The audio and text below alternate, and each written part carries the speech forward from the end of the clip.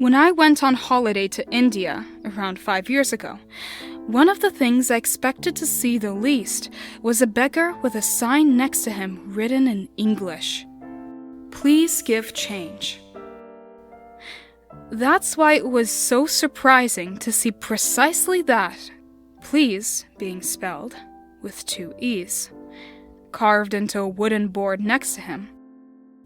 So, in order to congratulate him for being so outstandingly educated, I chucked a few rupees into his empty cap. He could see I was a foreigner, and so also used English to talk to me afterwards. Thank you for this money. May God bless your soul and heart. In return for your good deed, I will give you 1 wish, young man. Use it wisely. Just no wishing for more wishes or anything eternal like infinite money. Anything else is acceptable. Almost laughing, I looked around me to see if anyone else had heard his weird offer. This guy was pretending to be a real genie. There was nobody, as we were at the outskirts of a suburban area. It was strange that anyone would bother begging in that area. Only around 2 people passed there every day. Nevertheless, I decided to not be a killjoy and play along with it. People around this area held a lot of spiritual theories, so I didn't want to seem disrespectful. For a moment, I raised my eyebrows. Then, I began thinking of a suitable wish. To be a billionaire? To have a Ferrari? A mansion? To be the King of England? Those were all normal wishes, which would give the impression that I was greedy. I knew that whatever I wished for wouldn't come true anyway, so I wanted to take the chance to make him think I was a nice, unselfish person. I remembered how my parents used to argue all the time when I was younger, and how I wished I could tell if one of them was lying. Then, I remembered how I had been lied to pretty much the whole of my life. I'd like to be able to know when people are lying. Somehow. Then, young man, your wish is granted. Have a very good evening. What? That was it?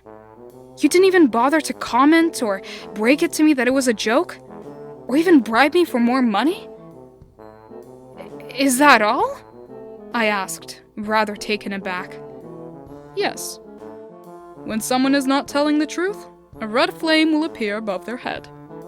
Well, tell me a lie then, I said boldly, making a joke. I absolutely hate your hat, he said, smiling a toothy smile, his eyes gleaming with humor.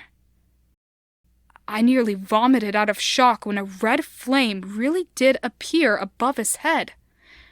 Holy mother, I remember thinking. Shit, am I dreaming?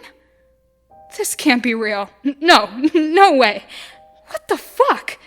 Shit, why did I not wish for... You can fill in the gap here with all sorts of material objects anyone would want. I know what you are thinking now, young man, he told me. You didn't believe me, did you? You are wishing you had chosen something else, are you not? I was speechless. He chuckled. You are like all of the others. But let me tell you something. You will not regret this. Because in the future, this wish will give you the chance to save your own life. My eyes narrowed, though I was still convinced I was dreaming. And what exactly does that mean? That the wish will give me a chance to save my life? You were destined to die for a reason that only this wish can help you prevent. Without it, you will most certainly die. But with this wish, you have a chance to save your life.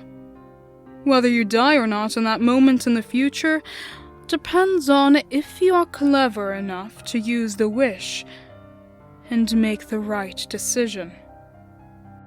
All right, not strange at all.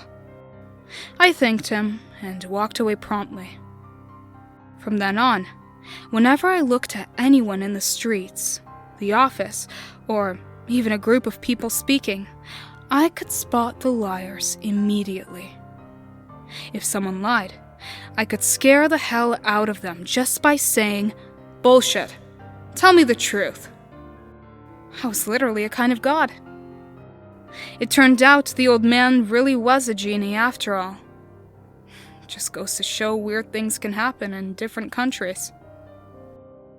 The reason that I remember this specific encounter now is that in the past hour, I just had an argument with my wife.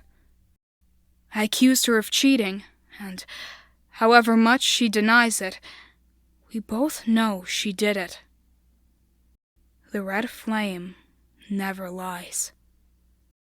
In the end, in a fit of fury, I yelled at her, "Well, if you don't want me, then I'll go!" "All right then, you can leave," she says, pointing at the front door. So, this command suddenly prompts me to think about the last thing the old man told me. After so many years, I start to sweat. Why is one of her hands behind her back? Why is there a red flame hovering above her head?